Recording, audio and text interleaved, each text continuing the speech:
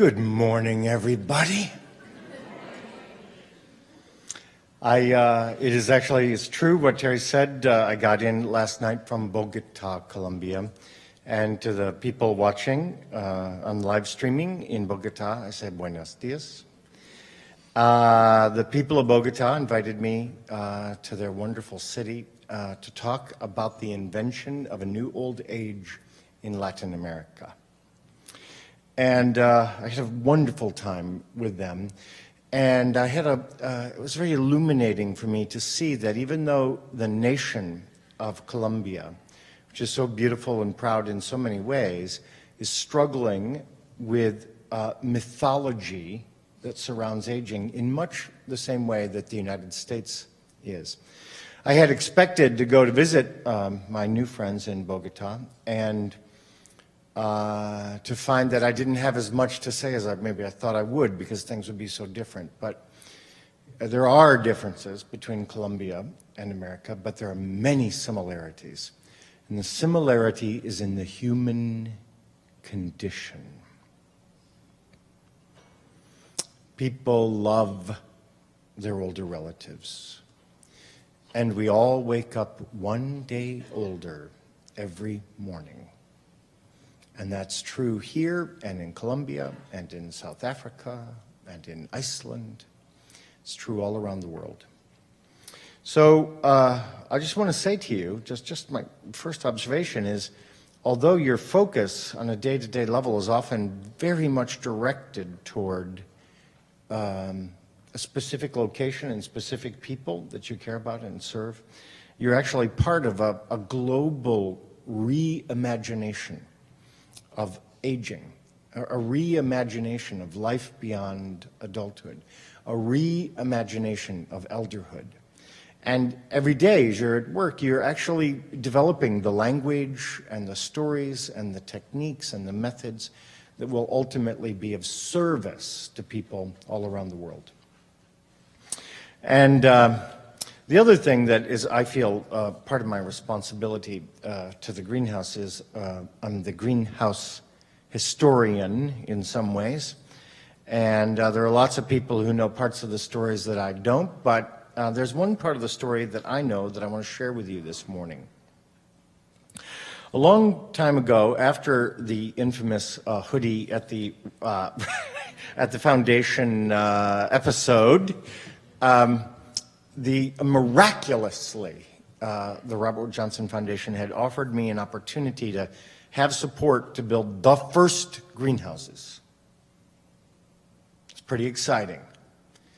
And I knew for certain that the first greenhouses were going to be in upstate New York. You're already knowing where this is going. So I was on the staff, medical staff, at a health system in Utica, New York, which is a very fine town. And the hospital administrators were all ready to go. We were driving around Utica looking for the place to put the first greenhouses. Looking good. Then on this one Monday morning, one of the VPs from the hospital calls me up and goes, "Oh, hey, listen, Dr. Thomas, change of plans. We're not doing the greenhouse." And it was 1 week to go to make that's basically sign the papers with the foundation. I had 7 days and no place to put the greenhouse. So I mourned for 48 hours. And then on Wednesday, I picked up the phone and called my friend Steve McAlelly in Tupelo, Mississippi. Steve has been a long-time leader and innovator in the field of aging and in the state of Mississippi. And I didn't even call to really tell him my bad news, that I'd had my big shot. It's like, I think, maybe getting up to bat at in the major leagues, and then you just whiff, you know. So I didn't call him to tell him that, but we were talking about the Eden alternative and other things, and then I told him my sad story. And Steve said, I don't know, maybe we'll build them. because they were right in the middle of a process where the people, Steve's place, they were in Tupelo, they were looking at replacing an older building, and they were thinking about building another building like it. And so this was on Wednesday, and I want to give you an idea why Steve belongs in the pantheon of the great leaders in long-term care. That was Wednesday. Saturday, he had half a dozen people from his team at my farm in upstate New York. Who does that? Aren't you supposed to have like 5 meetings first? I mean, come on. So, including the architect. And we got together, and then the next Monday, I called the foundation, and I'm like, change of plans. We're going to do them in Tupelo. And they're like, Tupelo? Okay. That's how I remember it anyway. So I want you to think, just for a minute, everybody where you're sitting, I want you to think about this. Imagine being a leader who's got a plan to build a replacement nursing home, gets a call from a friend and fellow advocate for change, that would be me, and on the basis of a phone call and a visit with the board of directors, changes gears, tears up the plans they already had, redesigns the entire project. Now listen, here's the kicker. To do something nobody had ever done before and nobody knew if it would work. Think about that for a minute. That is leadership. And there is no leadership without risk. One of the things that happens to us so often is that we aspire to, we work to be leaders, but we're too afraid of risk.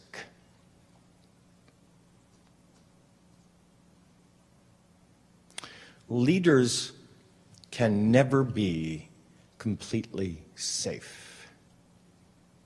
It's not in the role. It's not in the job description. So I remember, just to give you an idea, here we are, we build the first greenhouses, and we're moving people into the first greenhouses. The first night we're in the greenhouses, there's tornadoes! What? I'm like, what? Don't you know what we're doing here? Dang. So Steve and I are in the greenhouses, and we got the elders. It was really one of the cool greenhouse moments. We got all the elders sitting in the hearth. Hope this holds up, you know. Oh boy. So Steve is here. Steve McAlelly is here. And his courage and the courage of his team and the people he works with and the Shabazim and the elders are a part of our story. And I would like Steve McAlelly, if you would rise, please.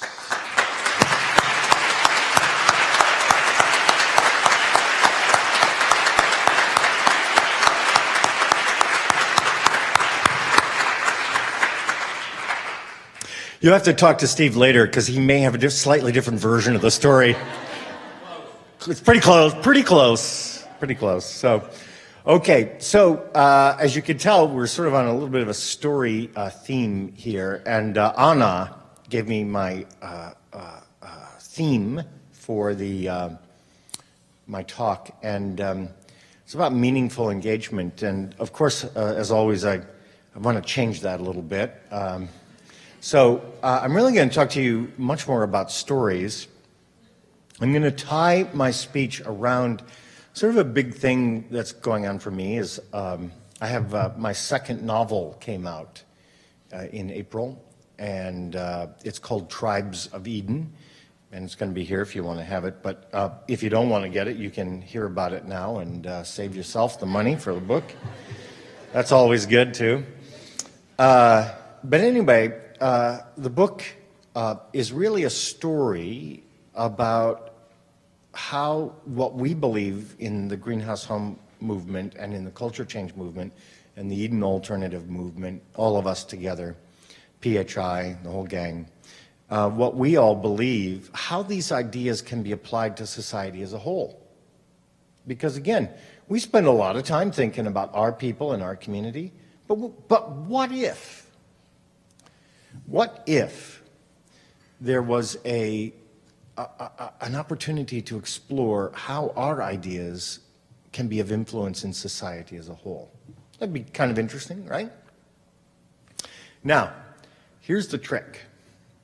I want you to imagine that you come and see me later and you buy my book and you get up there and I sign it for you and you take it back to your room and, all the conference, I'm going to read this book. You open it up and all the pages are blank. How would you feel about that? You sort of got promised one thing. Hey, this is supposed to be an exciting story. But all the pages are blank. And yet, now listen to me. The cover is on the book. The paper is all there. But there's no story.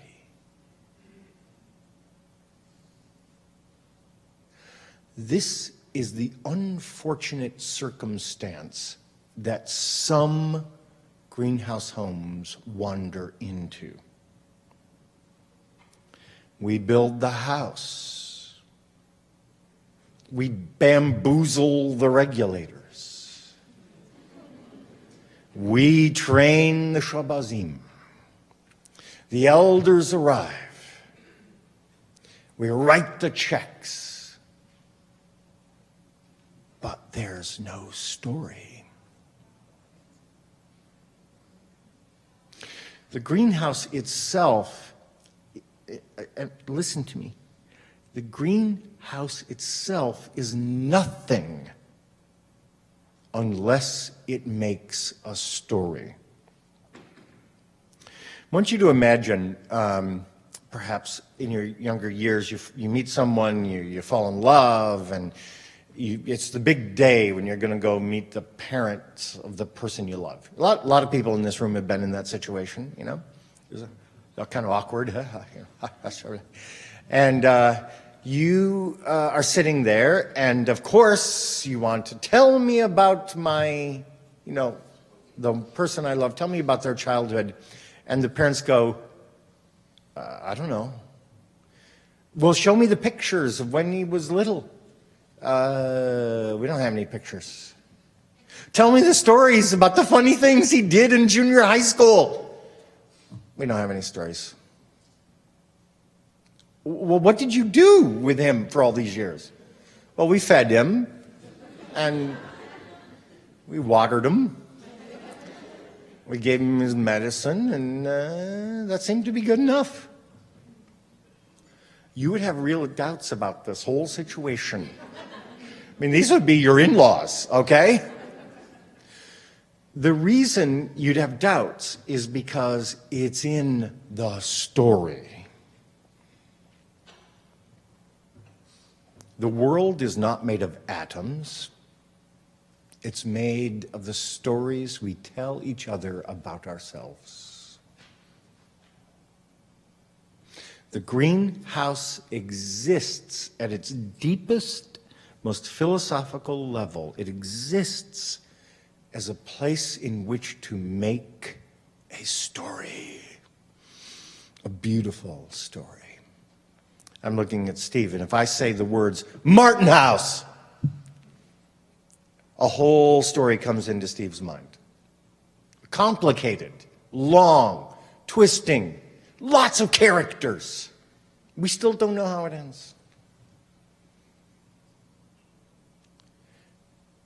When I have experienced the greatest disappointment with Greenhouse is when I have visited places where there is no story.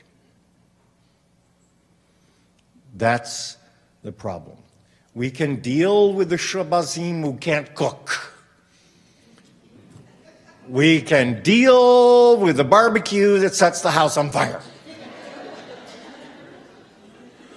Oh yes, I hear the stories. We can deal with the regulator who just wants a sneeze guard on everything. We can deal with all that. Look, we're pretty good. We could deal with all that. You know, the one thing we can't deal with is a house that's not a home because it has no story. Our elder advised us this morning, talk to us, tell us your story. Wise words. Give us access to the knowledge and the relationships that help us build our world.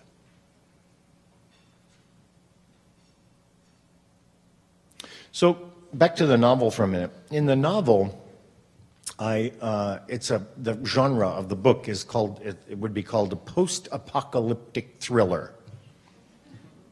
You've seen lots of movies like this, and actually they're trying to sell the movie rights in Hollywood. I'll let you know how it goes. It's a post-apocalyptic thriller, and the idea is, like a lot of the movies you've seen and so on, the wheels come off, and there is a collapse of society, and one little part of society remains untouched. A little collection of greenhouse homes where people live together, celebrate together, love, laugh, they're born and they die. That little corner of society survives. And what happens in the book is basically a new totalitarian regime comes up. And I got to tell you, when you're sitting there as an author, and I'm going to talk to you about this in a minute, but when you're sitting there as an author and you have to okay, I'm at this point in the book, I got to think this up. I had to think up, what would a really scary totalitarian regime be? Ah, I know. I took a typical conventional nursing home and just applied everything to the people living in this totalitarian society. So everybody's on a pureed diet. I'm just telling you. And for this crowd, I have to say, as you read it, you're going to be laughing because you'll be like, you couldn't be more imaginative than that. Dang. So what happens is the elders of this little greenhouse community begin writing down their story in pen and ink. And if you look at the cover of the book, you'll see a little script writing on the front of the book, and that represents the writings of the elders and how the elders communicate with the rest of the world. And I won't give away the ending, but it's me, so you know it's not bad. But in the end, what sort of saves the world are the memories of our elders and the wisdom of our elders. And that's the thing we can rely upon. Now, I'm going to say a few things in particular about meaningful engagement. And I want to paint a little bit of a picture for you about a day in the greenhouse that I've seen, that I've witnessed, that I believe in, that I think is important. The first image you need to have when you go back, or you're creating greenhouse homes, or you're going back into one, the first image is, this is a sailing ship. But it doesn't sail across the sea, it sails through time. So the greenhouse is sailing through time, and you and the elders, you're piloting the ship. And you could take it somewhere. You could take it places. You are in control of it. Now, how do you navigate a greenhouse? And the answer is by paying attention to the rhythm of daily life. It is the rhythm of daily life that is it can be a beautiful piece of improvisational music that you play every day. It's a song. And every house has its own song. And because you're sailing across time, every song changes over the years, across the months, the weeks. You following me on this so far?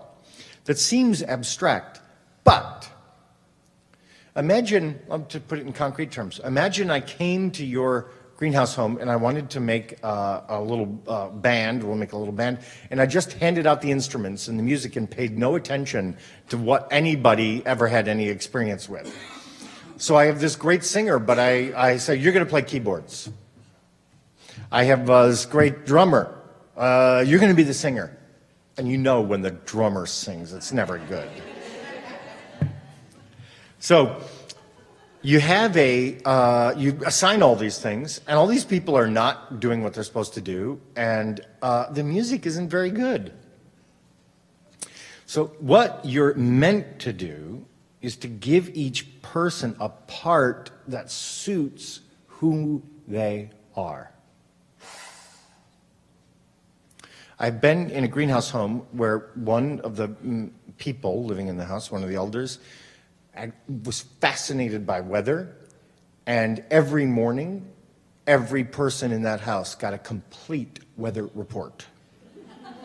And this was acknowledged, this was part of their song, and that it was celebrated. So here's what I'm trying to say to you. That kind of thing can happen by accident or skillful shabazim, and elders can make it happen on purpose. What is our song? What is our story? Of course, we've spent time on, and you are perfectly aware of rising at one's leisure and having a breakfast of one's choosing. But that's the basics. How do you make a rhythm that suits those people who were there in that house at this time? And how prepared are you to change that rhythm when the people change? Third point about this is that a story isn't a story unless you tell it. There's another version of this which you might be familiar with. Stories only happen to people who can tell them. Did you ever notice that? I'll tell you a little bit about myself. So I'm not a bad storyteller. I'm okay. I'm pretty good. So sometimes I'll be on a trip, like going to Columbia and coming to Grand Rapids, and I'll get home, and Jude, many of you know my wife Jude, Jude will say, "Tell me about your trip." And I'll say, "It was good."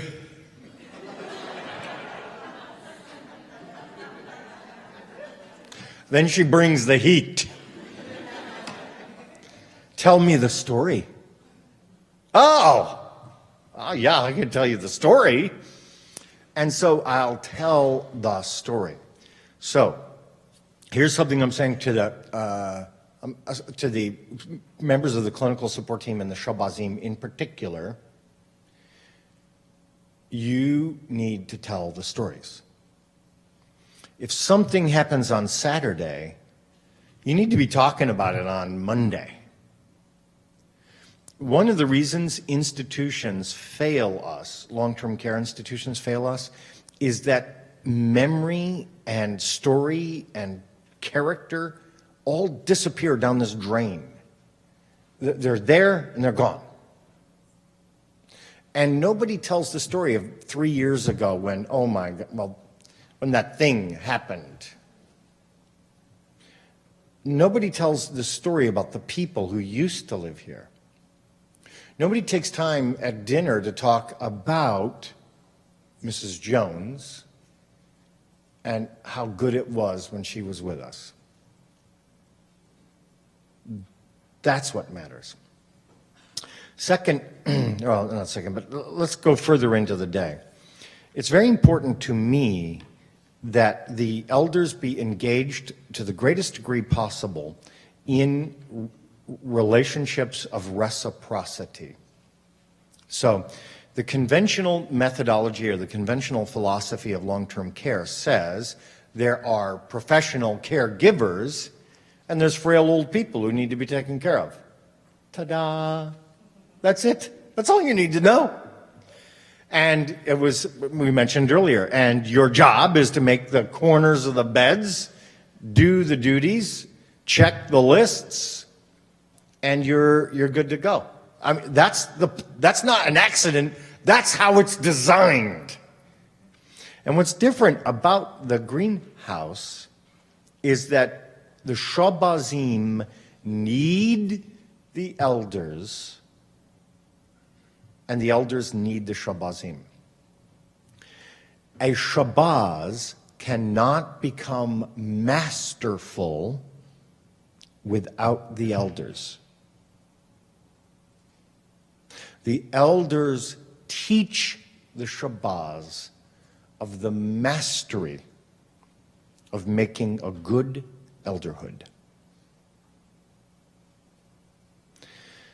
In return, the Shabazim help the elders with food and dressing and staying clean and comfortable and getting a good night's sleep. It's a fair trade. The elders are there in the greenhouse to be teachers. So I'll give you an example of a meaningful engagement versus the problem-oriented.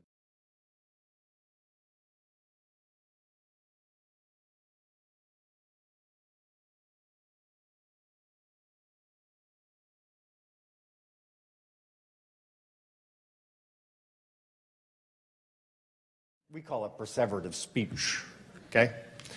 And there's a lot of different reasons for it, but there's a story that goes back to Tupelo, and I don't remember the woman's name, but a woman moved into the greenhouse who had perseverative speech and was at the big wooden dining table perseverating. And everybody was like looking around going, oh, this is not good. Within a week, the Shabazim had discovered that the person who was perseverating was actually saying words. In the institution, all they heard was like, ah, ah. In the greenhouse, they knew what she was saying. They could understand her speech. And it turns out that if they got what she was asking for or met her need, she stopped calling out. I know you're not like that. I know that when your needs are not met, you just sit quietly. So what we learned was that in meaningful engagement involved learning what this person was saying. And I'll take it to a broader level, what in long-term care is referred to as problem behaviors, we refer to as unmet needs. And that if you want to be as effective as you can possibly be at helping people cope with what in the old language was called problem behaviors, you need to be masterful at identifying unmet needs. We good so far? Now I'm putting you to work as usual. I would like you to spend 5-7 minutes, something like that. I'll just listen to you, talking at your table about an example of meaning.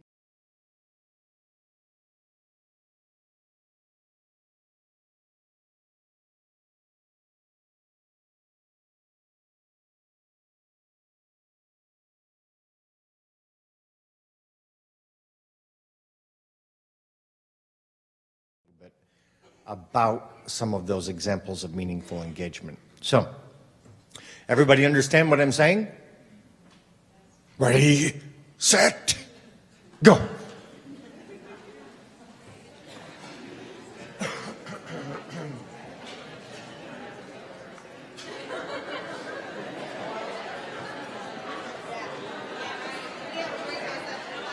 I am so good.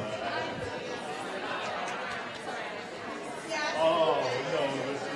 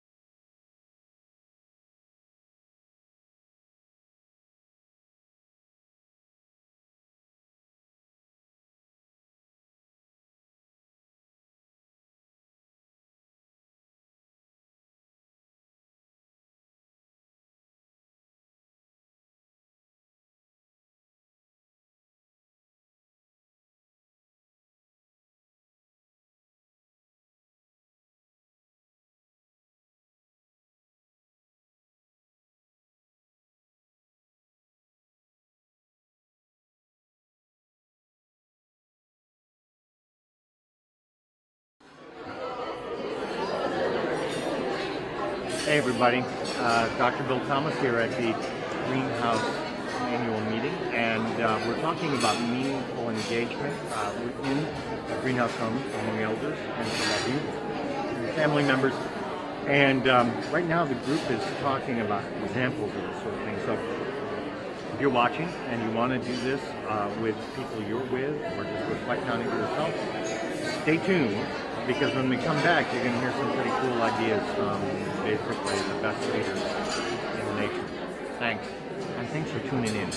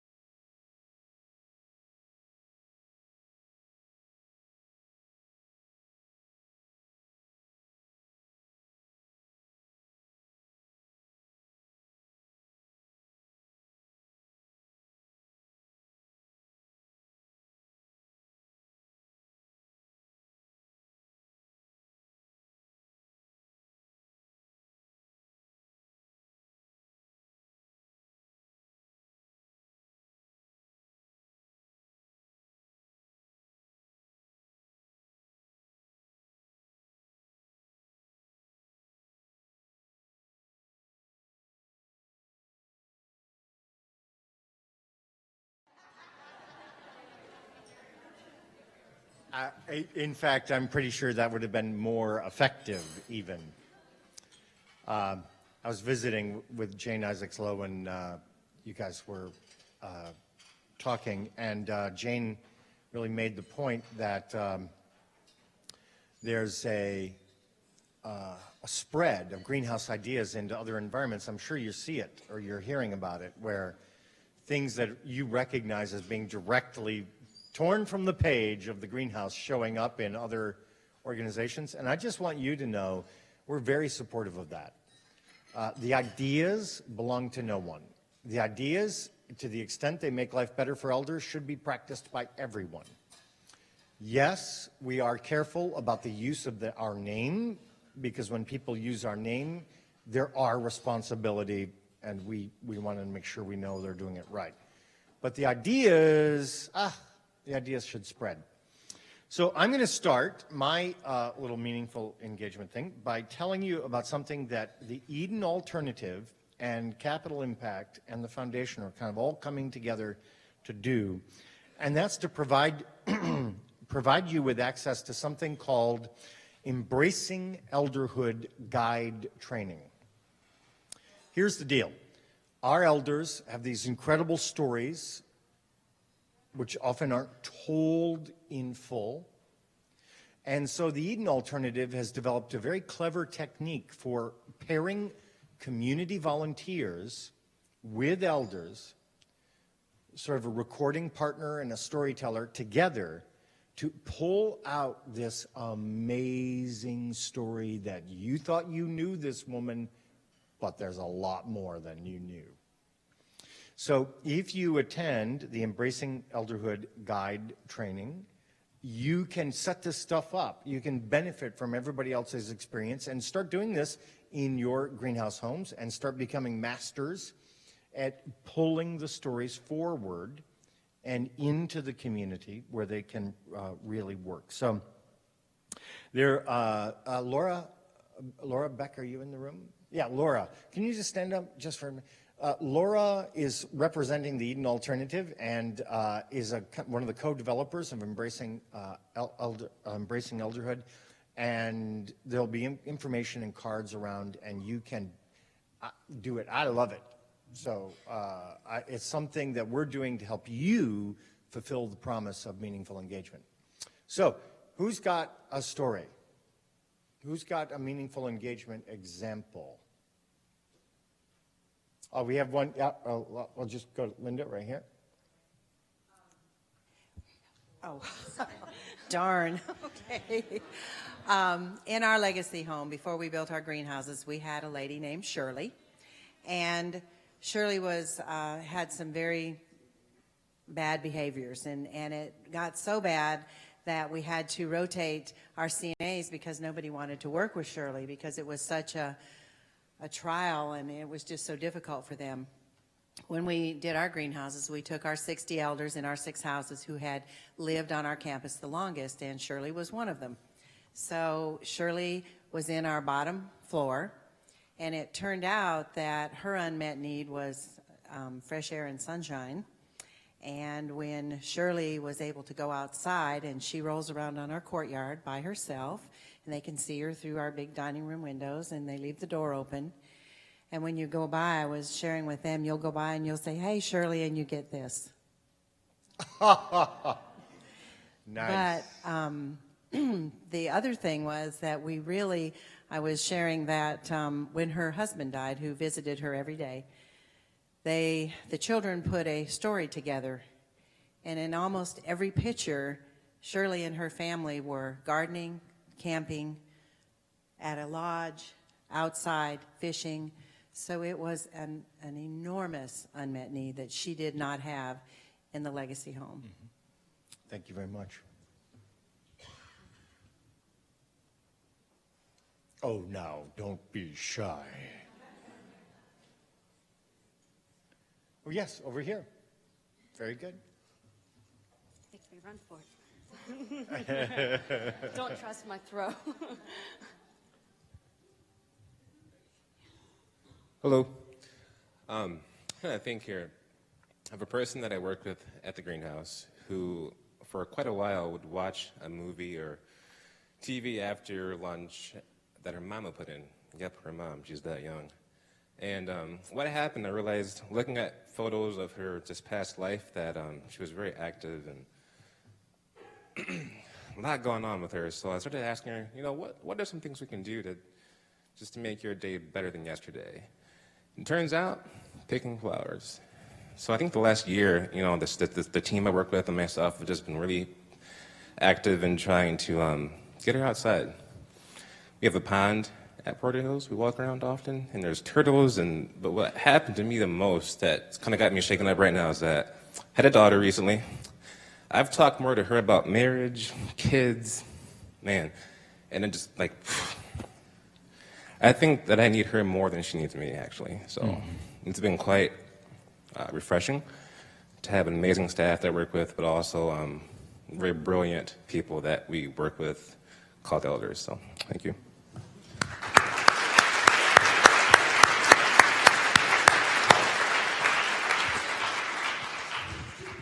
Yeah, I've just got some quick ones that are my favorite things of meaningful engagement. And one lady you'll meet later today, she'll be on the panel of elders.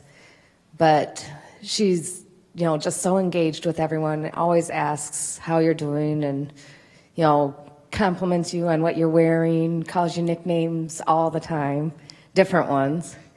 But my favorite things that we do just so frequently is she'll stop and I'll kneel down next to her, and depending on our moods, like the other day, like a week or so ago, I was tired, she was kind of tired, the weather was gray, and we leaned our foreheads together.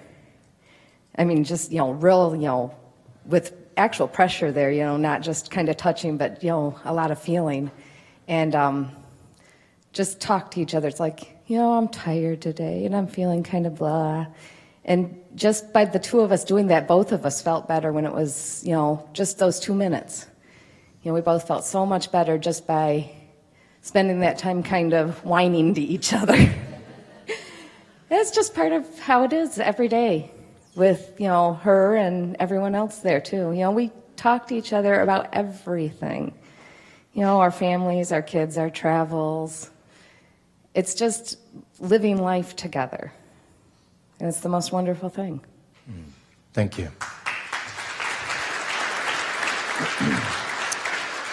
We're going to go to the next, go ahead. And, Kaven Peterson is here with the Changing Media Group. And as you see, the cameras and the gear and so on and so forth, social media is a big deal for us because when you are changing the world of aging and you are up to your elbows and working with elders, the mass media is not especially interested in that story. So it's our duty to tell our story, and social media helps us do that. So we're actually live streaming our event, and I'm just going to put it out there. A viewer of the event asked if a Shabazz would speak to what makes a great Shabazz. So for the Shabazim in the room, if you'd think about that, we'll go to the next comment, and then we're going to come back to a Shabazz who would tell us, because the viewer would like to know, what makes a great Shabazz. Thank you. Good morning, everybody. I'm Chris from St. John's Home in Rochester, New York. We just opened up in February. Thank you. Our greenhouse homes in Penfield, New York, which is a suburb of Rochester, so we're far away from our legacy home. So the point of being out there is to get to know the neighbors and be part of the community. So we're not quite 6 months, but we're like, okay, let's have an open house. Let's have a party and invite the neighbors. So we did. We sent out flyers, and I, as the guide, had no idea what was going to happen. I didn't know how many people were going to come. We had family members. We had Shabazz family members, nurses family members. We had neighbors who came, the elders, their families. And what struck me as so cool was that when I've gone into our legacy home, you always know who lives there and you always know who's visiting. So we're all hanging out in the backyard. We had the St. John's band out there playing, and we had a cookout. And you had people just looking at each other and going, now, do you live here? Wait, are you a neighbor? Are you, like, nobody knew who different people were. And to me, it just struck me as really cool. And the elders were so proud to show off their house and have people over and, have you got something to drink yet? And it was a great time. So that was kind of our first steps into community engagement and some meaningful relationships. So we're excited to have more of that, but it was pretty cool. Thanks.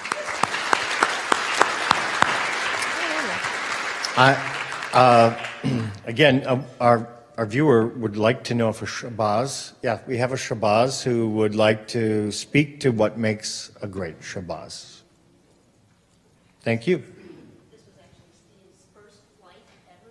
Oh, congratulations and welcome, Steve. So, Steve, introduce yourself and. I'm Steve Wumhauer from Cohoes, New York, Eddie Village Green.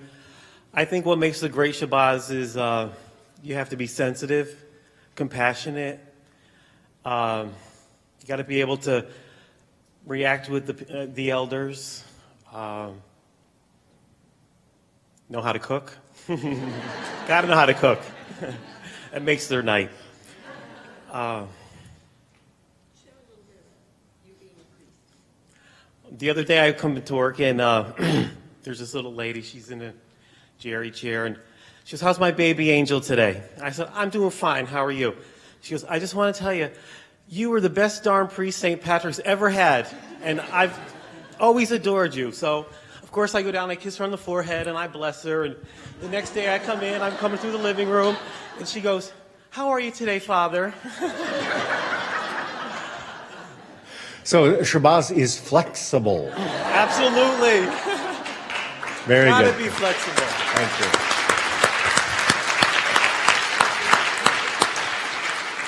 I would just like to amplify on what Steve was saying. As you noticed, what he was saying is basically all the things that make a great Shabazz are all the things that make a great human being.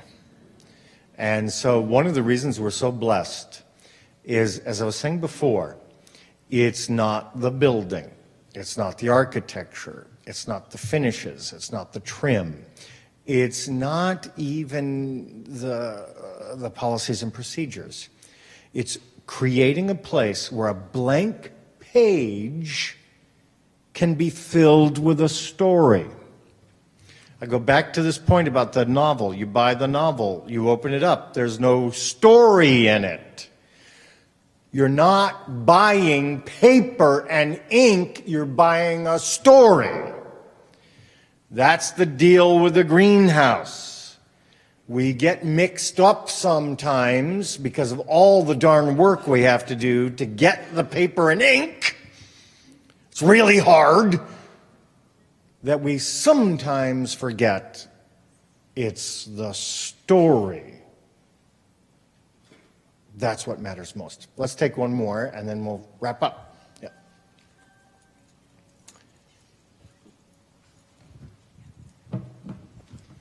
If some of you wonder if the male ego ever gets lost in the greenhouse, I have a story for you.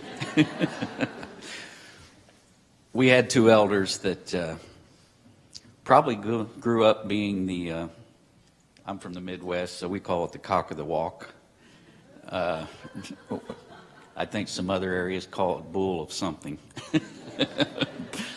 But anyway, these guys would literally line up at the end of a hallway and charge each other like the Knights of the Round Table. And the Shabbazim would have to ensure that there were no injuries when they actually encountered and untangle them when they got their wheelchairs so tangled up that they couldn't get separated. They finally called a truce, and one of them sat at the head of the table on the west side of the table, and the other one sat at the head of the table on the east side of the table. So they both sat at the head of the table. Men can cry, so if I cry, you got to forgive me here. One of those gentlemen was 66 years old. The other one was 92. The 66-year-old passed away, and we set up a memorial in their rooms for, was it 3 days or something, for everybody to pay their respects. So the 92-year-old comes into the room, and he says, I should have been the one that died. He was only 66. After all their fussing and fighting, they really were friends. He understood the loss and the grief. So the male ego doesn't disappear, but men do support each other, and they do miss each other, even in the greenhouse. Thank you very much.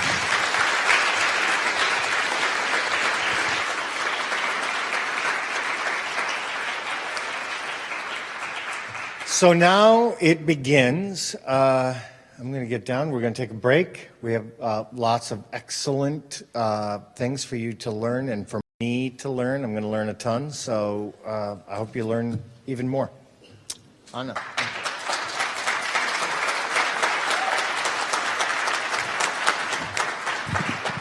Let's hear it for Dr. Bill Thomas.